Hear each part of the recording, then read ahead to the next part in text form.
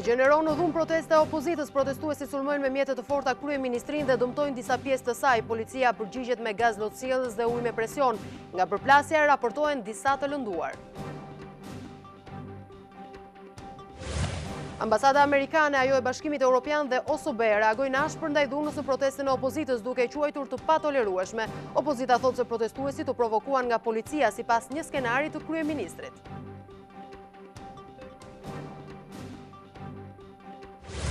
Ministri Rama reagoi nga Vlora për protestën e opozitës duke thënë se drejtuesit e saj kanë dalë në rrugë për shkak se kanë frikë të përballen me drejtësinë, ashtu si gjyqtarët që i hoqën dënimin me burg përjet Dritan Dajtit. Gjykimi i shkurtuar dhe lirimi me kusht janë artificat ligjore që përshqyrtojnë shumë emra të njohur të botës së krimit për të përfituar lirinë apo për të shmangur burgimet për jetë, si Dritan Dajti, Lulzim Berisha apo Kostandin Gjuvani. Ambasada amerikane në Shkup jep alarmin se Maqedonia e Veriut është në shënjestrën e shtetit islamik. Ajo u bën thirrje qytetarëve të jenë të kujdesshëm pasi ekziston një rrezik i lartë për sulme terroriste.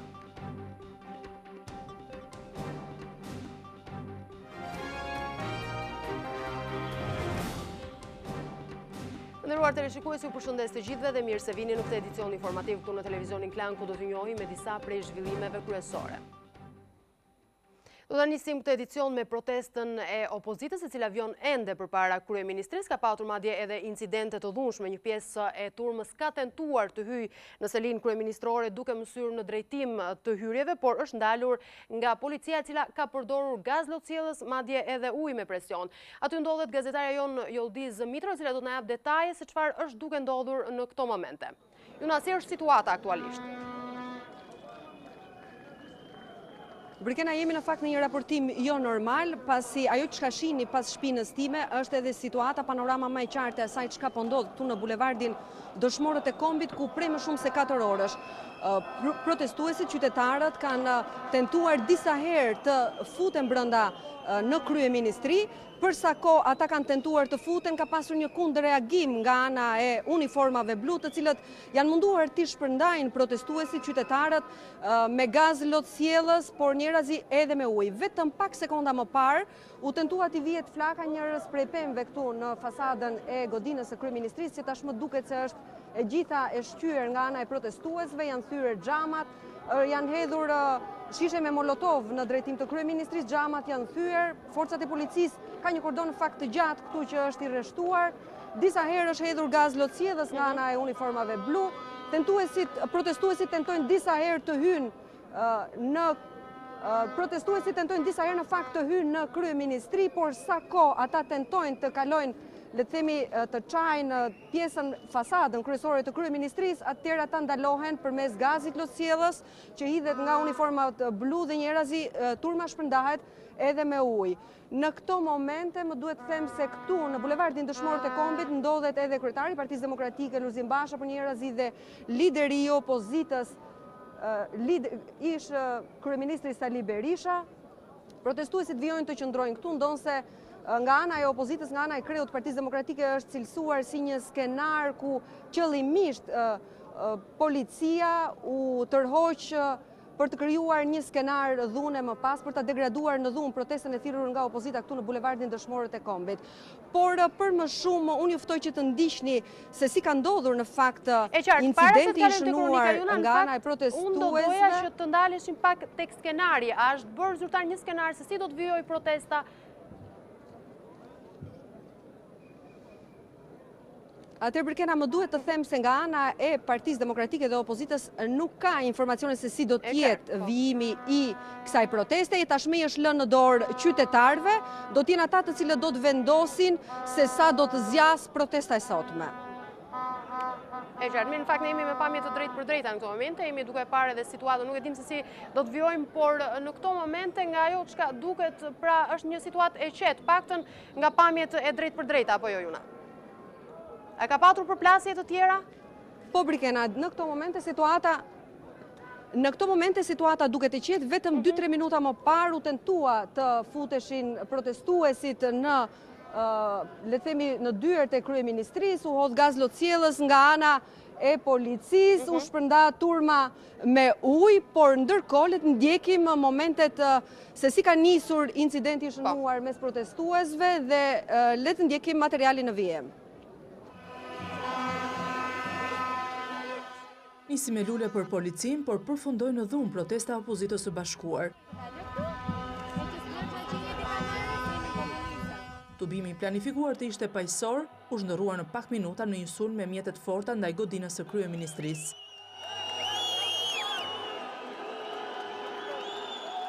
Protestues të ardhur nga shumë rrethe të vendit u përqendruan përballë selisë së qeverisë, ku pati shtyrje mes tyre dhe policisë.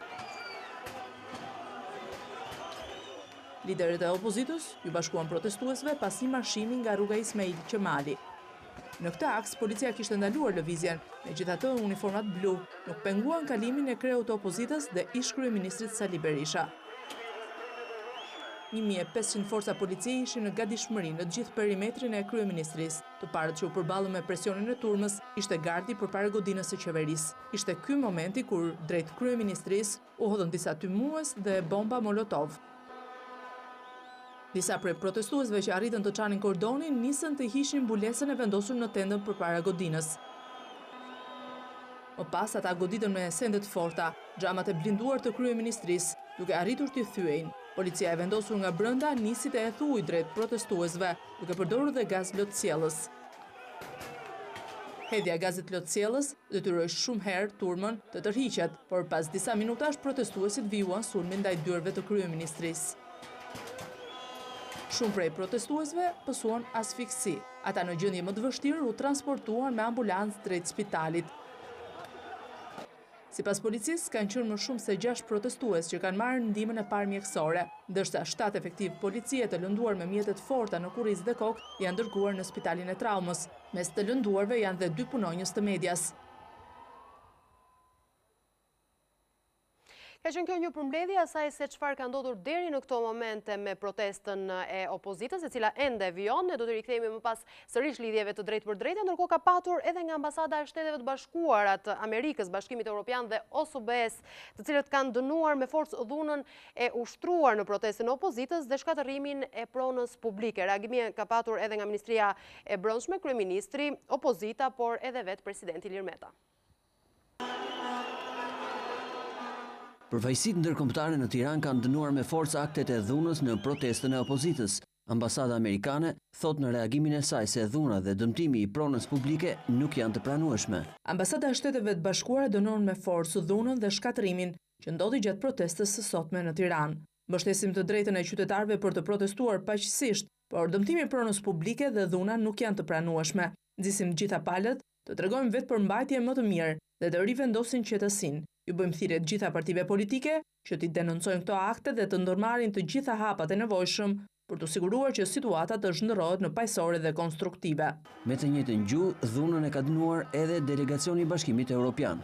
U bëjmë thirrje të gjitha palëve të tregojnë për mbajtje të menjëhershme. E drejta e qytetarëve për të shprehur përmes protestës paqësore është një vlerë thelbësore e një demokracie moderne europiane.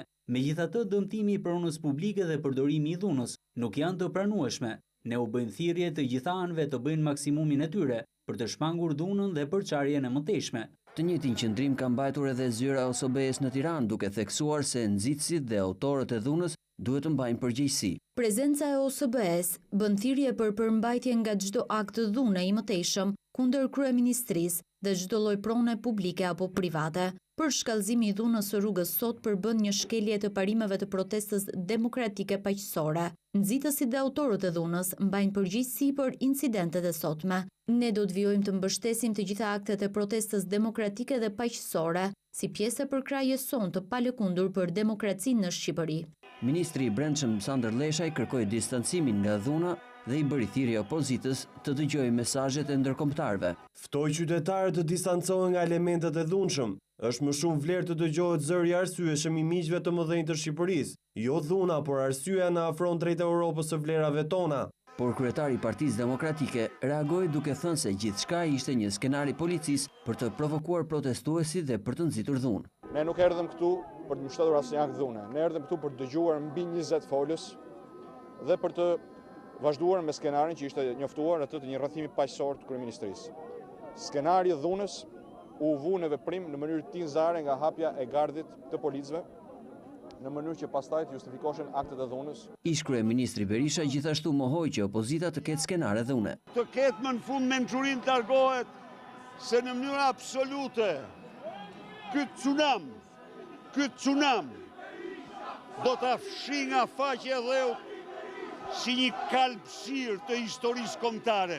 Kryeministri Rama reagoi gjithashtu për dëmtimet nëpërmjet një mesazhi në Twitter. Vepër e Karsten Holler, dhuruar kryeministrisë pas një vizite të tij në vendin ton, pas së cilës artisti i famshëm bashkohor është kthyer në një ambasador të Shqipërisë të shqiptarëve. Ndijes Karsten, kjo nuk është Shqipëria dhe shqiptarët nuk janë këta.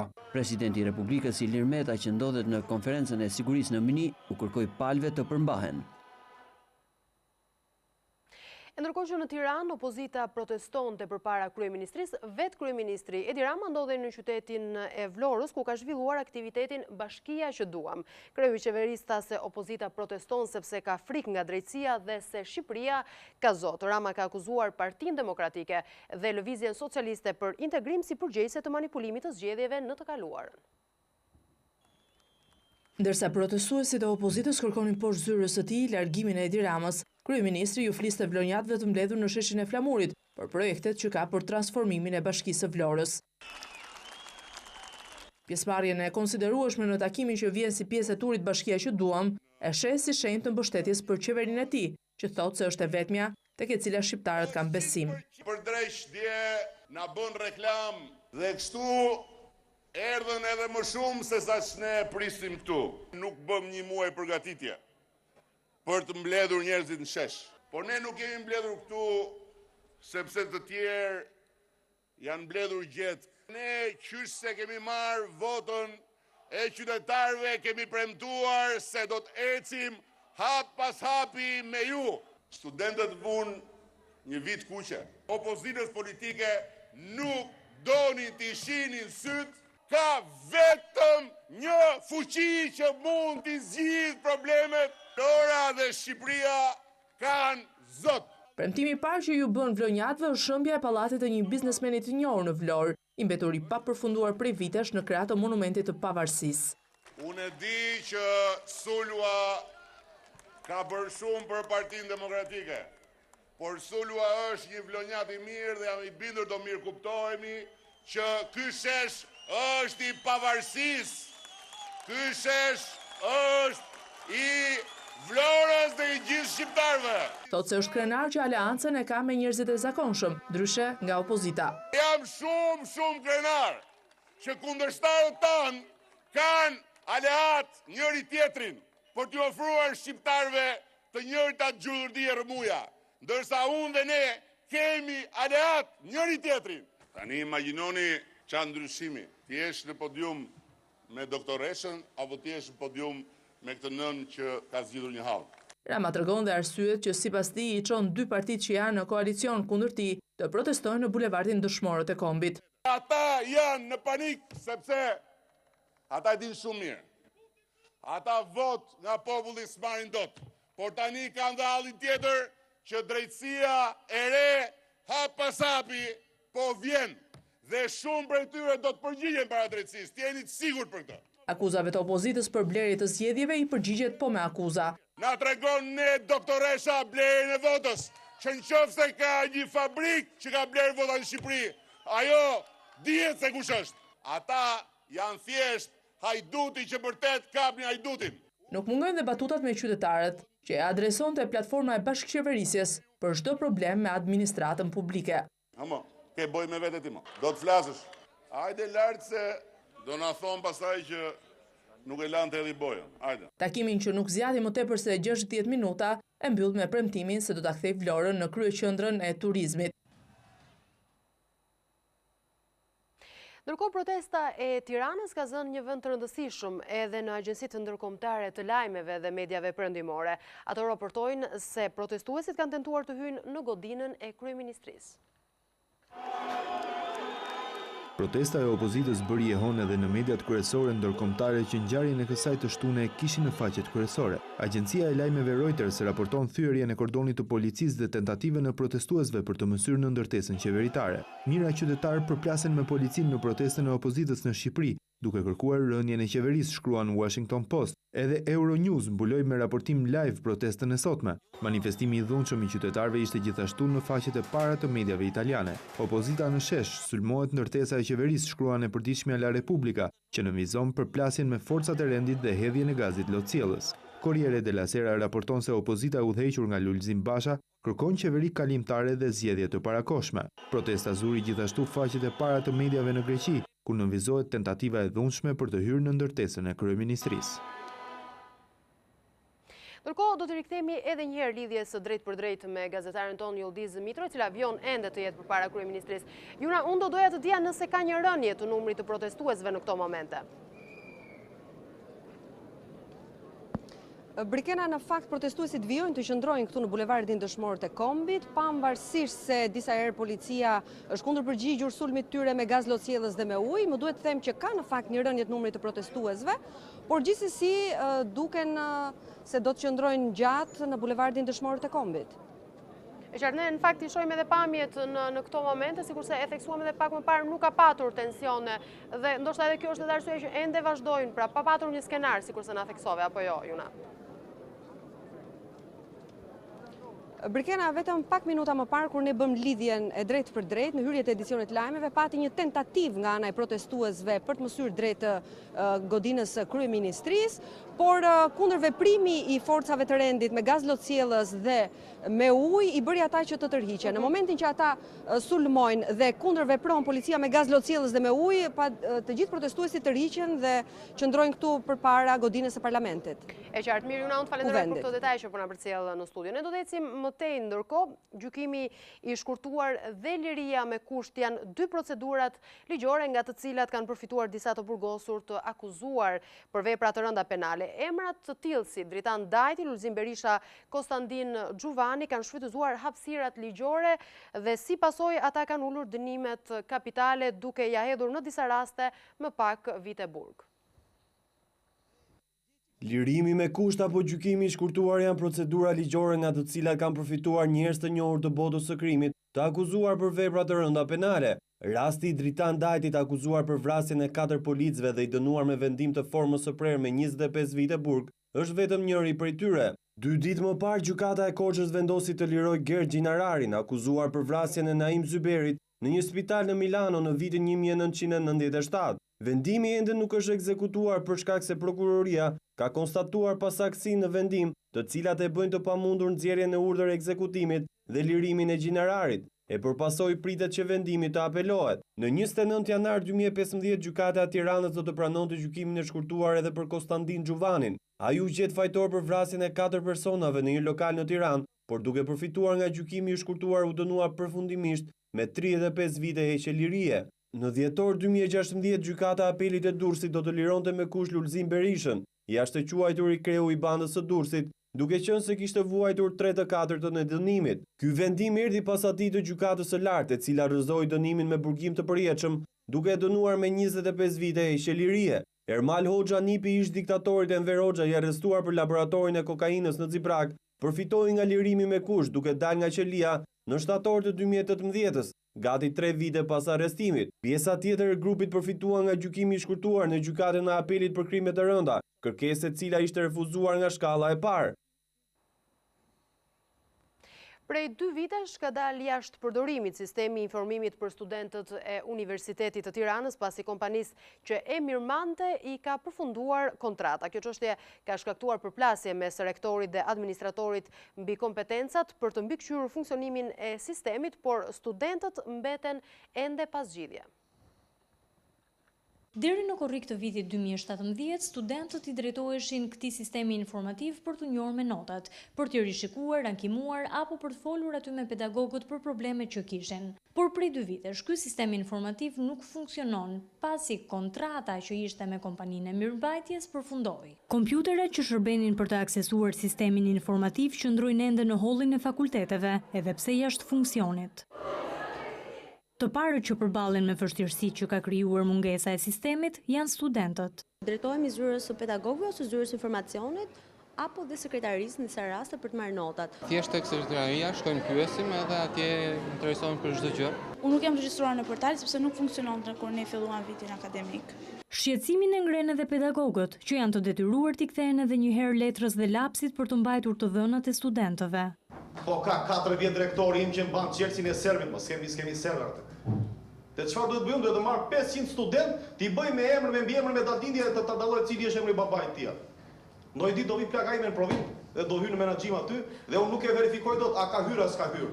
Mos funksionimi i sistemit, sipas dekanit të fakultetit juridik, ka penguar edhe hartimin e listave të studentëve që përfitojnë nga ulja e tarifave. Ne për të nxjerrë një listë notash për studentët për të përfituar ato të drejta që Këshilli i Ministrave ka dhënë për sa i përket uljes tarifës, duhet të punojmë në mënyrë mekanike dhe mos ta funksionojë sistemi. Për të marrë një përgjigje për mos funksionimin e sistemit informativ, ju drejtuam rektoratit të Universitetit të Tiranës, ku na u tha se ende nuk është bërë tenderimi për një fond të ri për mirëmbajtjen e sistemit. tvklan.al, webi më i klikuar ndër të gjithë televizionet mbar shqiptare. Lajmi i fundit, gjithçka ndodh në vend, rajon dhe botë. I gjeni në kohë reale në tvklan.al. Informohu në lëvizje vetëm me një klikim në celularin tuaj, edhe në aplikacionin tvklan.al. Video dhe lajme për çdo emision, dhe të rejat apo sinopset e serialeve tona, vetëm në tvklan.al. Besueshmëri, shpejtësi, cilësi dhe interaktivitet. Klan, televizioni i mbar shqiptar më i ndjekur. Ecim më tej me të tjera zhvillime, ambasada e Shteteve të Bashkuara në Shkup ka reaguar pas parandalimit të një sulmi terrorist nga strukturat të ISIS në Maqedoninë e Veriut. Përmes një njoftimi në faqen zyrtare, ambasada amerikane thotë se qytetarët janë objekt i terroristëve të ISIS.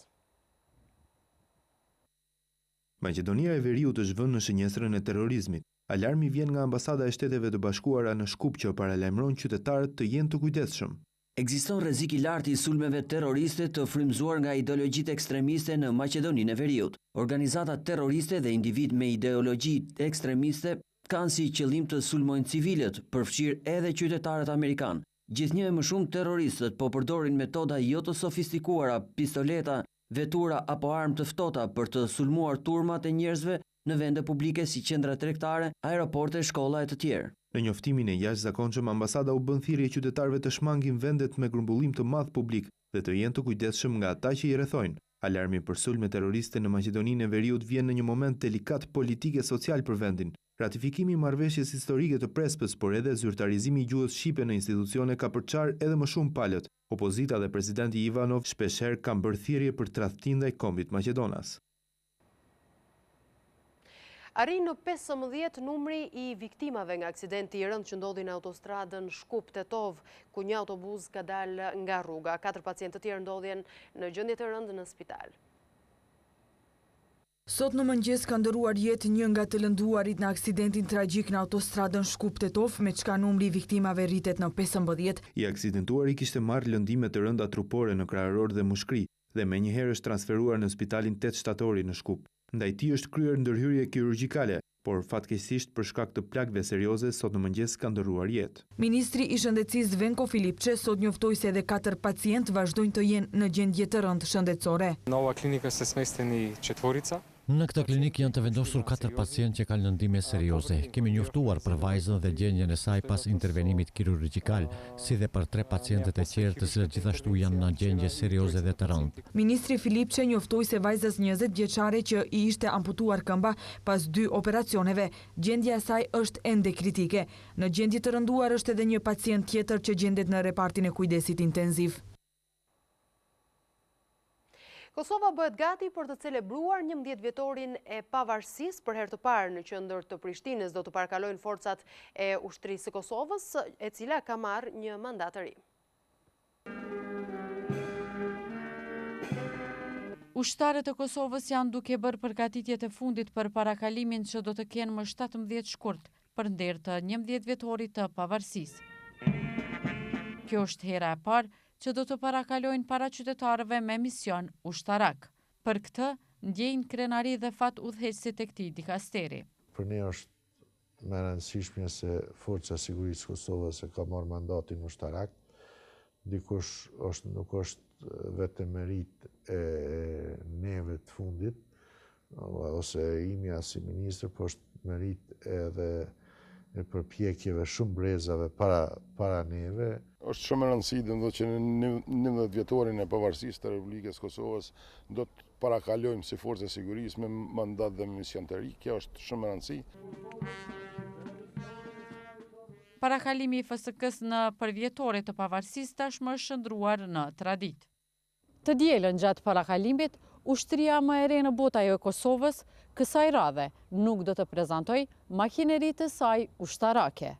Blerta Dalloshi Berisha, TV Klan, Prishtinë. Do të shkojmë edhe një herë me pamje të drejtë për drejta në lidhje të drejtë për drejtë me gazetaren tonë Yoldiz Mitër, e cila vjon ende të ndodhet para kryeministrisë për të parë se si po vjon situata. Si është aktualisht situata, Jona? Brikena, në fakt, kryetari i Partisë Demokratike Lulzim Basha ka mbajtur një fjalë përpara protestuesve, ku ka theksuar dhe ka kërkuar nga qytetarët të bashkohen të njëjtë në orën 10 në një tjetër protest, me shumë gjasa, nga sa duket dhe nga pamjet, zoti Basha dhe zoti Berisha duket se po largohen dhe duket se edhe protesta këtu ka përfunduar. Megjithatë, është pak situata, le të themi, e rëmujshme për të kuptuar nëse vërtet kjo protest mori fund me fjalimin e zotit Basha apo qytetarët do të qëndrojnë në bulevard Dende. E qartë, duke mos pasur edhe një skenar është e pakuptueshme Nga fjalimi i zotit Basha u kuptua qartë. Por nga fjalimi i zotit Basha u kuptua qartë që këtu mbyllet dhe protesta e sotme. Shikojmë zotin Berisha i cili po largohet, zoti Basha ka marrë drejtim të kundërt për në bulevard dhe qytetarët me sa po shohim po largohen. Pra atëherë protesta ka përfunduar.